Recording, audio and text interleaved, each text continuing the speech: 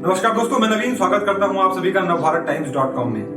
दोस्तों, भारत की महान विभूतियों में से एक स्वामी विवेकानंद के बारे में कौन नहीं जानता।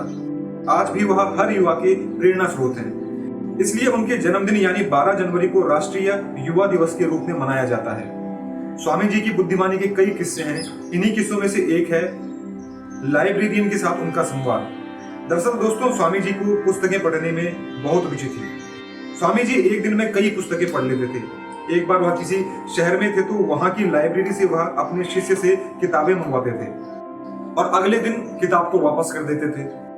लाइब्रेरियन को यह बात अटपटी लगी तो उसने स्वामी जी के शिष्य से कहा कि जब आपको किताब पढ़नी नहीं होती तो लेकर क्यों जाते हैं। शिष्य ने कहा कि हमारे गुरुजी एक दिन में किताब पढ़ लेते हैं। लेकिन लाइब्रेरियन को यह बात हजम नहीं हुई तो उसने कहा कि ऐसा संभव नहीं है।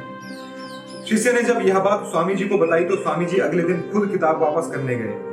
लाइब्रेरियन ने उनसे कहा कि आप यह कैसा मजाक करते हैं, एक दिन पुस्तक ले जाते हैं और अगले दिन वापस कर देते हैं। इस पर स्वामी जी ने कहा कि मैं एक दिन में एक पुस्तक को पूरी पढ़ लेता हूँ। यदि आपको शंका है तो आप जो किताबें मैंने पढ़ी हैं उनमें से कुछ भी पूछ लीजिए।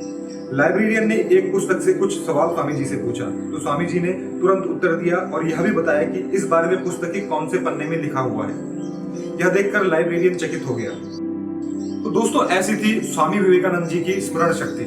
ऐसे में दोस्तों, आज अपने इस वीडियो में हम ज्योतिष की मदद से बताएंगे कि स्वामी विवेकानंद जी की स्मरण शक्ति के पीछे का राज क्या था।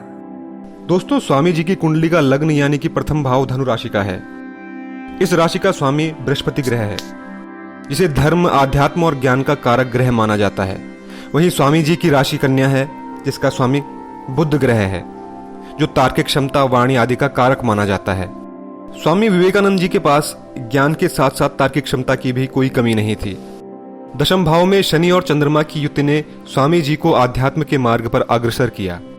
इन दोनों ग्रहों की युति ने स्वामी जी को आसानी से किसी पर विश्वास न करने का स्वभाव भी दिया। हम सभी जानते हैं कि रामकृष्ण जी, जो कि स्वामी जी के गुरु थे, उन पर भी स्वामी जी ने आसानी से विश्वास नहीं किया था।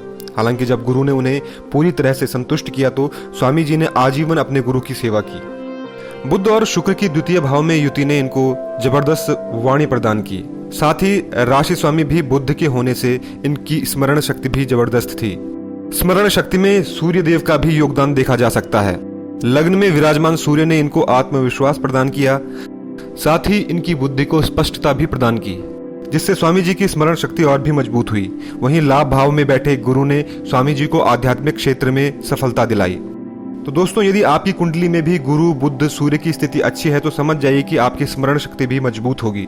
हालांकि आध्यात्मिक पथ पर चलने वालों का यह मानना है कि जो लोग काम वासना के वशीभूत होते हैं उनकी स्मरण शक्ति कमजोर हो सकती है।